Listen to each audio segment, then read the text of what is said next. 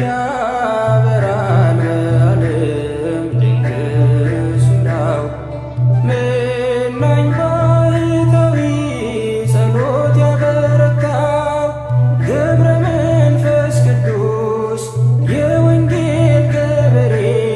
ለምዶ ታዘዘለት ወዳጁን አውሬ እራፊ ጨርቅ የለው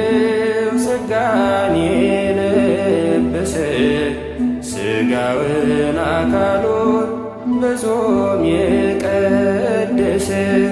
ዘመኑን የፈጀ ሳይበላ ሳይጠጣ ነፍሱ ባዘቶ ነው